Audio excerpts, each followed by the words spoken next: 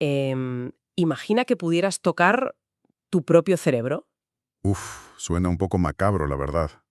Lo sé, es una idea un poco macabra, pero a ver, pensemos en ello por un momento. Supongamos que pudieras acceder a él directamente. Teniendo en cuenta que el cerebro es el gran procesador central del cuerpo, o sea, el órgano que registra cada corte, cada quemadura, cada pequeño golpe en el dedo meñique del pie. Sí, el centro de mandos absoluto. Exacto. Pues cabría esperar que tocarlo provocara un dolor insoportable. Pero la realidad es completamente opuesta. Si pudieras tocarlo, no sentirías absolutamente nada. Nada de nada. El cerebro humano es físicamente incapaz de sentir dolor. Y bueno, esto nos lleva a la gran pregunta con la que abrimos la inmersión profunda de hoy. Si el cerebro no siente dolor, cuando alguien de nuestra audiencia dice me duele la cabeza, ¿qué es exactamente lo que está doliendo? Pues fíjate, es una paradoja biológica fascinante y responde a una razón evolutiva muy sencilla. Los receptores del dolor, lo que en neurología llamamos nociceptores, son como pequeñas alarmas de incendio que están repartidas por todo el cuerpo. Ajá. Su función es avisarnos cuando hay un daño en los tejidos, por ejemplo, cuando hay un corte o una quemadura. Pero claro, a lo largo de millones de años de evolución, el cerebro ha estado protegido por una caja fuerte de hueso que es extremadamente gruesa, el cráneo. Claro, el cráneo ya hace el trabajo duro. Eso es. Biológicamente, no tenía ningún sentido gastar recursos en poner alarmas de incendio dentro de una caja fuerte inexpugnable. Por tanto, el tejido cerebral en sí carece por completo de estos receptores. Vale, vamos a desempacar esto un poco para visualizarlo. Es como si el cerebro fuera el director general de una multinacional enorme, ¿no? Me gusta por dónde vas. Está sentado en su despacho, súper blindado, insonorizado, en la planta más alta del edificio. Si hay un incendio en la planta baja, pues él no huele el humo ni siente el calor. Cero. Solo se entera porque los guardias de seguridad del edificio le están llamando por teléfono en estado de pánico absoluto. Exactamente. Me encanta esa imagen. El director no sufre el incendio directamente, pero claro, recibe todas las llamadas. En el caso de nuestra anatomía, esos guardias de seguridad que hacen sonar los teléfonos son las estructuras que envuelven y protegen al cerebro. O sea, el envoltorio. Eso es. Hablamos de las meninges, que son unas membranas finísimas que lo recubren, también la red de vasos sanguíneos que lo irrigan, y de manera fundamental, para lo que vamos a desgranar hoy, toda la red de músculos del cuello, la mandíbula y el cuero cabelludo. Madre mía. Cuando duele la cabeza, lo que está gritando de dolor es el envoltorio, no el contenido en sí. Y precisamente por eso estamos hoy aquí sentados. Porque no vamos a quedarnos solo en la teoría. Hemos recopilado información de una pila de fuentes médicas de primer nivel. Sí, fuentes muy rigurosas. Desde el Manual de Práctica Clínica en Cefaleas de la Sociedad Española de Neurología hasta investigaciones de Healthline y protocolos de hospitales como Quirónsalud. Y la misión en esta inmersión es extraer todo este conocimiento clínico y diseñar una rutina diaria, con pasos súper sencillos, para prevenir uno de los males más comunes de nuestra era, que es la cefalea tensional. Un mal tremendo, sí. Porque supongo que no todos los dolores de cabeza encienden las mismas alarmas de esos guardias de seguridad. Desde luego que no. Y a ver, esa es la primera barrera que cualquier persona que acuda a una consulta neurológica tiene que superar. Diferenciar esto es clave, porque mezclar conceptos aquí es lo que lleva a tratamientos fallidos constantemente. Ya, la gente suele automedicarse mal. Totalmente. Leyendo las guías de la Sociedad Española de Neurología, la distinción la dejan muy clara. Por un lado, tenemos la migraña. Esta suele ser unilateral, es decir, ataca a un solo lado de la cabeza. Solo la mitad. Sí, y tiene un carácter pulsátil, como si el propio latido del corazón estuviera rebotando dentro del cráneo. Además, suele venir con náuseas y una sensibilidad a la luz verdaderamente atroz. Es un trastorno neurológico complejo. Claro, pero lo que describe la literatura sobre la cefalea tensional, que es nuestro foco hoy, es muy distinto. O sea, no hablan de latidos, hablan de compresión. Exacto. Lo describen literalmente como una banda apretando la cabeza por ambos lados, como si te pusieras un casco 2 tallas más pequeños. Eso es. Es un dolor opresivo, constante, bilateral.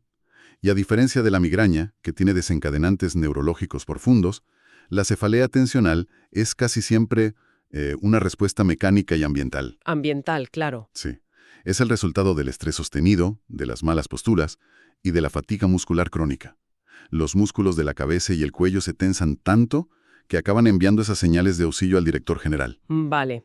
Entonces, si el problema es que el músculo y el entorno están enviando señales de pánico, el paso 1 de nuestra rutina preventiva debería ser, pues, apagar los factores que provocan ese pánico. Lógico.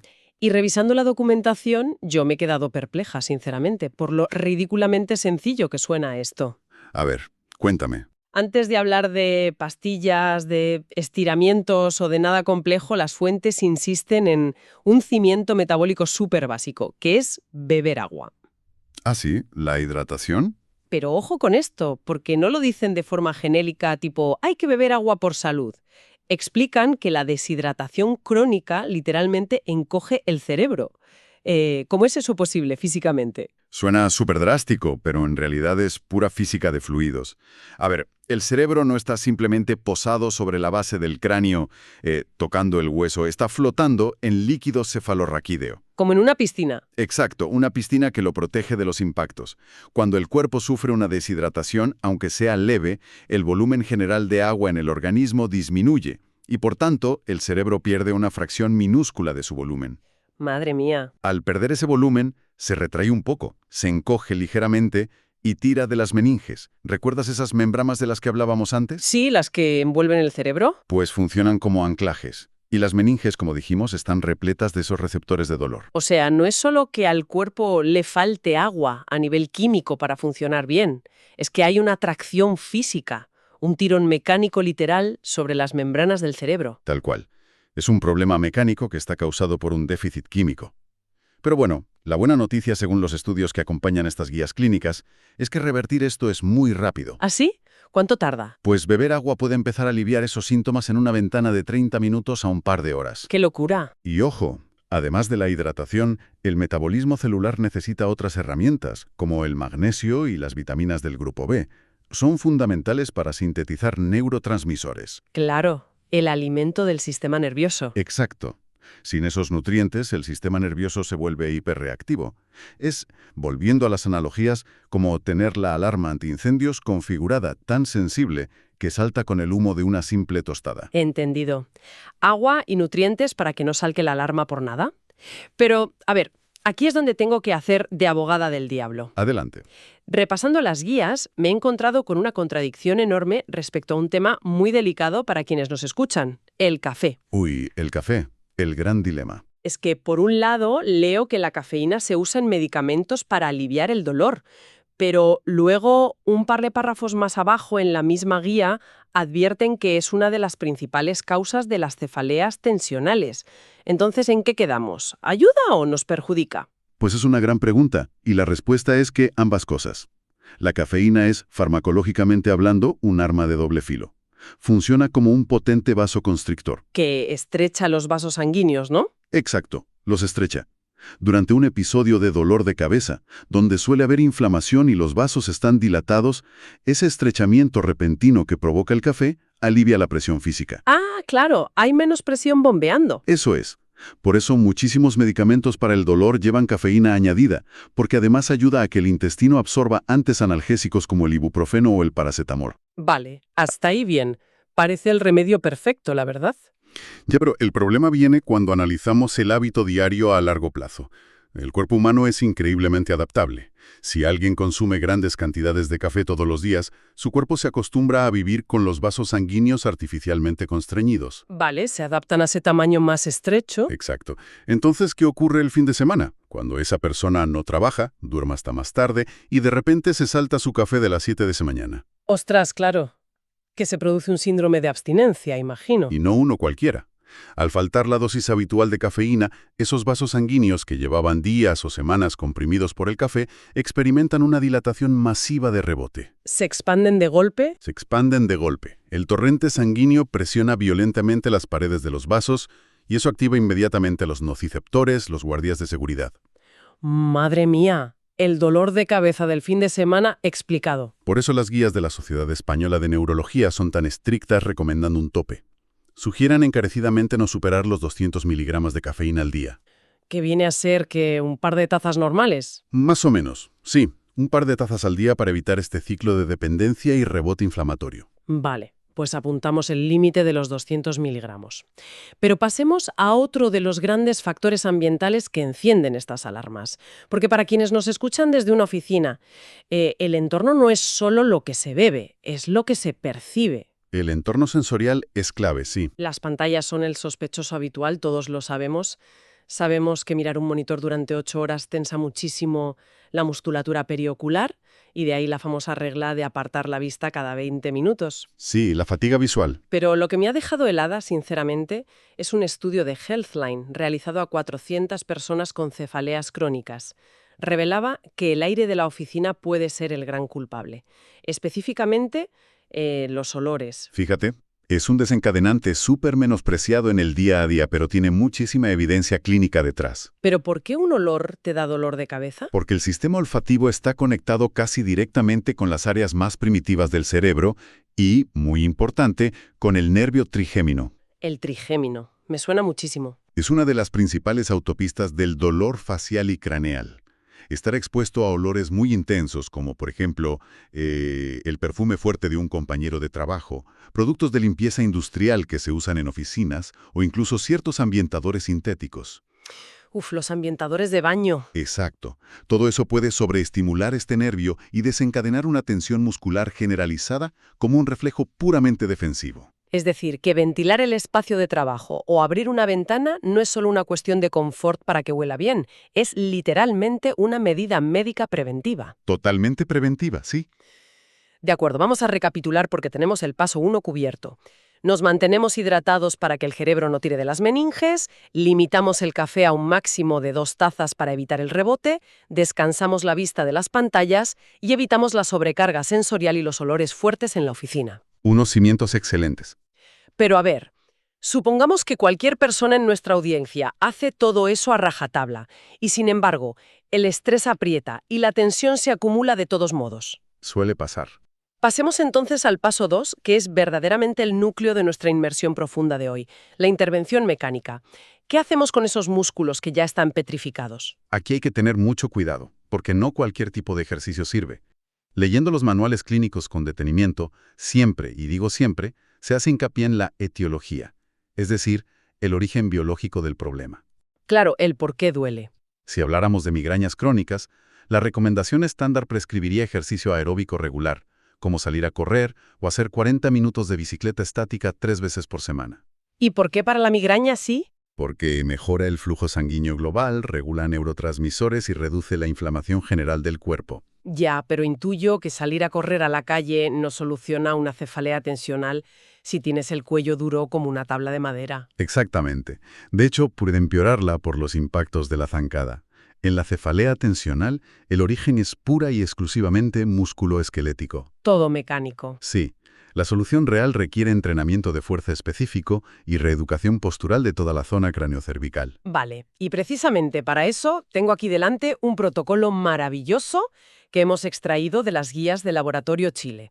Han diseñado una serie de estiramientos que están pensados precisamente para hacerse en pausas activas. Son muy buenos. Lo mejor es que se pueden hacer sin ni siquiera tener que levantarse de la silla de la oficina. Y quiero que repasemos juntos estos 5 movimientos clave. De hecho, voy a intentar hacerlos mientras hablamos para ver cómo funcionan en la práctica, ¿vale? Venga, me parece una idea fantástica. Yo te voy guiando. A ver, el primero se llama estiramiento de mentón al pecho. Dice que consiste en inclinar suavemente la cabeza hacia adelante hasta notar la tensión en la nuca y mantener 30 segundos. Vale, lo estoy haciendo ahora mismo y, madre mía, se nota un tirón fuerte en la parte trasera del cuello. Pues ese tirón que notas es absolutamente crucial. Lo que estás haciendo ahí es elongar toda la musculatura posterior del cuello y también la parte superior del trapecio. Ya, se nota. Pensemos que para quienes nos escuchan, esos músculos se pasan horas y horas en tensión isométrica. Tensión isométrica es que están contraídos pero sin moverse. Exacto. Están intentando sostener el peso de la cabeza, que, ojo, pesa unos 5 kilos de media, mientras miramos hacia abajo al teléfono móvil o a la pantalla del ordenador. Al hacer ese estiramiento, le estás enviando un mensaje neurológico a las fibras musculares de que ya pueden relajarse. ¡Qué bueno! Vale, vamos a por el segundo. Es el estiramiento lateral. La instrucción aquí es súper curiosa. Dice que hay que sentarse sobre la mano izquierda o ponerla bajo el muslo. Sí, anclarla. Luego, con la mano derecha libre, pasamos por encima de la cabeza hasta tocar la oreja izquierda y tiramos muy suavemente hacia la derecha. A ver, lo hago, pongo la mano izquierda bajo la pierna y tiro hacia la derecha. Vale, wow, el estiramiento es muchísimo más intenso que si no tuviera la mano bajo la pierna. ¿Por qué te hacen hacer este detalle de sentarte sobre la mano? Porque evita que el cuerpo haga trampa. ¿Trampa? Sí, el cuerpo es muy listo y siempre quiere evitar la incomodidad o el dolor. Cuando intentas estirar el lateral del cuello, tu sistema tiende automáticamente a elevar el hombro izquierdo para compensar y acortar la distancia del tirón. Ah, claro, encoges el hombro para que no tire tanto. Eso es. Al fijar tu mano bajo el muslo, estás anclando el hombro físicamente. Ya no puedes subir. Eso asegura que músculos tan importantes como el esternocleidomastoideo y el trapecio lateral reciban un estiramiento profundo, real y auténtico. ¡Qué interesante! Fíjate. Bueno, el tercer movimiento es la rotación cervical. Este es básicamente girar la cabeza lentamente hacia la izquierda, intentando mirar por encima del hombro, mantener 3 segundos y luego hacia la derecha. Y así 10 repeticiones. Un clásico de la movilidad. Parece sencillo, sí. Pero el cuarto movimiento me llama muchísimo la atención. Lo llaman estiramiento de los extensores del cuello. Dice que con la cabeza un poco inclinada hacia adelante, la rotemos unos 20 o 30 grados a la izquierda y usemos la mano derecha en la base del cráneo para tirar suavemente hacia abajo. A ver. Madre mía. Tira, ¿verdad?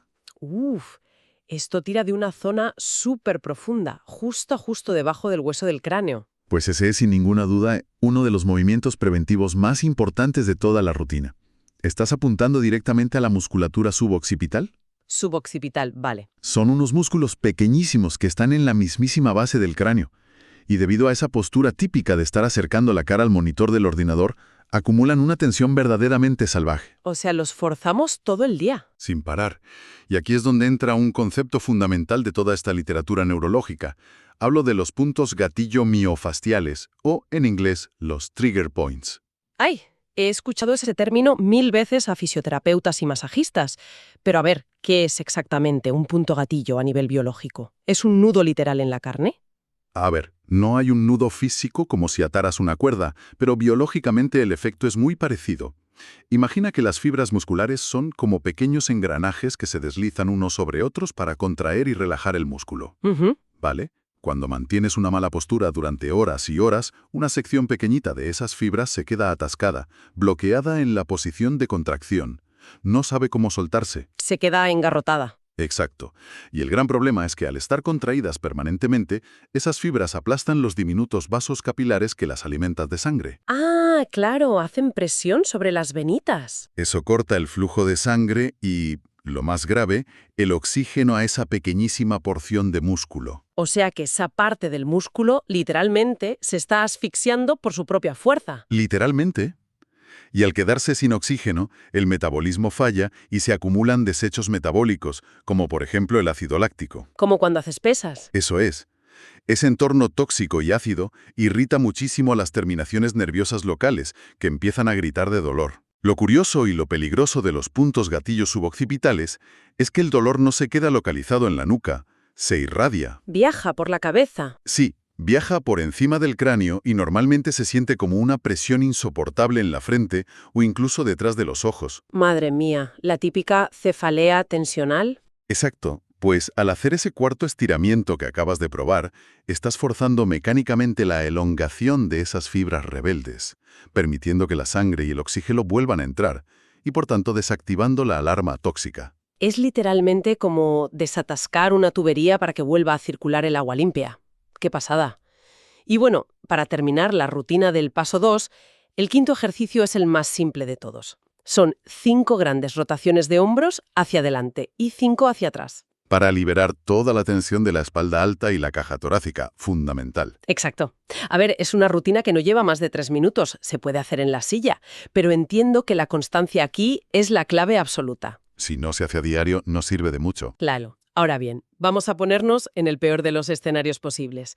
Te has hidratado genial, has controlado el café, ventilas la oficina, haces los 5 estiramientos, pero llega un cierre de trimestre brutal en la empresa, el estrés se dispara a las nubes y esa banda de tensión alrededor de la cabeza aparece de todos modos. A veces es inevitable, somos humanos. Entonces, antes de abrir el cajón del escritorio y recurrir automáticamente al ibuprofeno o al paracetamol, ¿qué opciones reales tenemos? Entramos de lleno en el paso 3, el rescate. Pues mira, la primera línea de defensa, y está sólidamente avalada por las fuentes neurológicas, aprovecha nuevamente la física. Hablamos de la terapia de temperatura, específicamente el frío. Frío en la cabeza. Aplicar una compresa fría o una típica bolsa de gel del congelador en la nuca o en las sienes tiene un efecto fisiológico dual impresionante. Primero, como es lógico, provoca una vasoconstricción local, reduciendo el exceso de flujo de sangre a esos vasos que están inflamados. Vale, menos sangre, menos presión. Pero lo más fascinante, y esto mucha gente no lo sabe, es que el frío extremo ralentiza físicamente la velocidad a la que viajan los impulsos nerviosos. Espera. ¿Me estás diciendo que el frío, literalmente, congela la señal de dolor en el cable del nervio? Bueno, de alguna manera sí, se podría decir así. La velocidad de conducción del nervio disminuye notablemente, lo que significa que muchísimos menos mensajes de dolor logran llegar al cerebro por segundo. O sea, le bajas el volumen a la alarma. Exacto. Se mitiga la intensidad de forma completamente natural y mecánica. ¡Qué bárbaro! Es un anestésico mecánico. Y junto a esto, leyendo las guías clínicas, también validan algo que, a menudo se percibe en la calle como mera pseudociencia, pero que veo que tiene respaldo real. Hablo de la aromaterapia aplicada clínicamente. Sí, hay mucho mito, pero la evidencia clínica es sólida si se usa bien. Y aclaremos que no se trata solo de poner algo que huela bien. Hablan específicamente de aplicar aceite esencial de menta pura directamente en las sienes. Aparentemente, según los estudios, el mentol produce un efecto relajante directo en las fibras musculares locales. ¿Así es? Y para dolores todavía más fuertes, que rozan ya casi la sintomatología de la migraña, mencionan inhalar aceite de lavanda, aplicando una gotita justo en el labio superior. Eso es. Los compuestos activos de estos aceites tan concentrados interactúan rápidamente con los receptores olfativos y envían señales inhibitorias directamente al sistema nervioso central. Ayudan a calmar el sistema. Ayudan muchísimo a calmar esa hiperexcitabilidad de la que hablábamos. Pero, si todo esto falla y el paciente sigue sufriendo estos episodios paralizantes semana tras semana. Que hay casos muy severos, claro. Exacto. El Manual de la Sociedad Española de Neurología recomienda intervenciones ya más avanzadas en consulta. Y una de las más sorprendentes, con un altísimo grado de evidencia empírica, es el famoso EMG Biofeedback. O sea, la biorretroalimentación electromiográfica. Biorretroalimentación electromiográfica. Madre mía, suena a que te van a conectar a la nave espacial de una película de ciencia ficción. ¿Cómo funciona eso en la práctica clínica? Pues mira, la premisa es asombrosa por su tremenda simplicidad. El problema de la tensión muscular crónica es que llega un punto en que se vuelve completamente inconsciente. Claro, no te das cuenta. Tú no sabes que estás apretando la mandíbula o tensando la frente mientras lees un email. Pues bien, en una sesión de biofeedback, el especialista coloca unos pequeños electrodes adhesivos en la piel, directamente sobre los músculos problemáticos del cuello o la frente. Ajá. Estos sensores miden la actividad eléctrica de las fibras musculares en tiempo real, y esa actividad se transmite a una pantalla que está justo frente al paciente. A menudo se muestra en forma de un gráfico de barras, un color que cambia de verde a rojo o incluso un sonido que varía de tono. Ah, claro. Es como si al cuerpo le faltara un panel de instrumentos y te lo pusieran delante. Eso es. O sea, si vas conduciendo un coche, sabes perfectamente a qué velocidad vas porque tienes un velocímetro. Si el motor se sobrecalienta, ¡pam!, se enciende una luz roja en el salpicadero y tú sabes que tienes que levantar el pie del acelerador. Exactamente. Aquí, la pantalla del ordenador hace de velocímetro de tu propia tensión muscular interna. Es un símil excelente, me lo apunto. El paciente mira la pantalla y ve objetivamente que su músculo frontal está disparando señales eléctricas como loco, aunque él, subjetivamente, crea estar relajado. ¡Qué locura! Entonces, mediante técnicas de respiración guiada y puro ensayo y error, el paciente intenta mover esa gráfica de la pantalla hacia abajo con su mente y su cuerpo. O sea, aprende a apagarlo. Aprende, de forma visual e inmediata, cómo se siente físicamente relajar un músculo que ni siquiera sabía que podía controlar. Es, en esencia, otorgar control voluntario sobre procesos que se habían vuelto totalmente autónomos y dañinos. ¡Qué fascinante! Y ojo, para esos puntos gatillo de los que hablamos antes, los que están ya demasiado calcificados o crónicos, la guía clínica también avala terapias invasivas realizadas por fisioterapeutas, como la punción seca. Uy, la punción seca. Eso es lo de meter una aguja de acupuntura directamente en el nudo muscular, porque duele solo de pensarlo. Sí, utiliza agujas muy similares, aunque hay que aclarar que no se rige en absoluto por los meridianos de la medicina tradicional china. La punción seca clínica consiste en que el especialista palpa y localiza e introduce una aguja finísima directamente en el epicentro de ese punto gatillo miofacial. ¡Ay, madre! La aguja provoca un espasmo o microespasmo involuntario en esas fibras que estaban bloqueadas, y esto a menudo reinicia el mecanismo de contracción. O sea, las resetea. Eso es. Permite que el nudo se deshaga de forma casi instantánea, recuperando de golpe el flujo sanguíneo y el oxígeno que faltaba. O sea, básicamente es ir al despacho del guardia de seguridad, que lleva horas gritando, desconectarle el teléfono de la pared de un tirón y decirle que se calle ya. Gráficamente sí. Es la mejor manera de describirlo. Impresionante. Pues a ver, creo que hemos trazado un mapa muy claro con todas estas fuentes. Si quienes nos escuchan quieren diseñar una rutina preventiva real, tienen 3 pasos innegociables. Resumamos. El paso 1 es construir los cimientos, mantener el volumen del líquido cefalorraquídeo bebiendo agua, no caer en la trampa del rebote constrictivo de la cafeína, manteniéndola por debajo de esos 200 miligramos y limitar la sobrecarga de olores y pantallas. Correcto. El paso 2 es abordar el problema mecánico con pausas activas, utilizando esos 5 estiramientos, desde llevar el mentón al pecho hasta anclar el hombro y la elongación profunda de los suboccipitales, todo para evitar la asfixia por ácido láctico en las fibras musculares. Súper importante. Y el paso 3, finalmente, es tener un plan de rescate.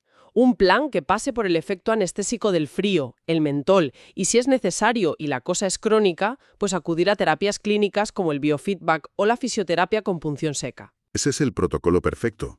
Y mira, si hay una conclusión clínica que debe quedar grabada a fuego de todas estas fuentes, es la necesidad de un cambio de mentalidad. ¿En qué sentido? En que tomarse un analgésico cada vez que duele no soluciona el problema de base. Solo apaga el altavoz de la alarma mientras el incendio sigue ardiendo y destruyendo el músculo. El tratamiento real, el que te devuelve la calidad de vida, es preventivo. Hay que escuchar al cuerpo, hay que corregir la postura, reeducar esa musculatura atrofiada y adaptar nuestro entorno de trabajo. Me encanta. Silenciar la alarma no apaga el incendio, me quedo 100% con esa frase. Y bueno, todo este análisis detallado me lleva a una reflexión final para despedirnos. A ver. Algo que obviamente no viene escrito en los manuales de neurología, pero que es inevitable pensar cuando conectamos todos estos puntos de los que hemos hablado hoy. Fíjate, hemos hablado de cómo funcionan nuestras alarmas del dolor, los nociceptores. Sí. Esas estructuras tan complejas han tardado millones de años en evolucionar con un único propósito, que es mantenernos vivos. Están diseñadas para avisarnos de peligros físicos reales, inminentes. El ataque de un animal salvaje, la caída desde la rama de un árbol, una infección mortal en una herida. Supervivencia pura y dura. Exacto. Y sin embargo, resulta fascinante e increíblemente irónico a la vez pensar que hoy en día ese mismo sistema de supervivencia primitivo se satura y nos deja completamente fuera de combate por culpa de amenazas invisibles que, ojo, nosotros mismos hemos inventado. Totalmente cierto. Una luz azul parpadeando en un monitor moderno, el olor sintético de un ambientador floral en el pasillo, una fecha límite abstracta en una hoja de cálculo o simplemente la curvatura de la espalda por estar sentados en una silla de diseño. Es una locura cuando lo pones en perspectiva. Es que al final, quizás, solo quizás, la cefalea tensional no sea un fallo de nuestro cuerpo, ni un defecto de fábrica de nuestra anatomía. Quizás sea simplemente un grito evolutivo desesperado, la biología humana diciéndonos a todo volumen que dejemos de vivir de una forma para la que claramente no fuimos diseñados. Ahí queda eso para que nuestra audiencia le dé una vuelta. Una gran reflexión para cerrar. Muchísimas gracias por acompañarnos. Hasta la próxima inmersión.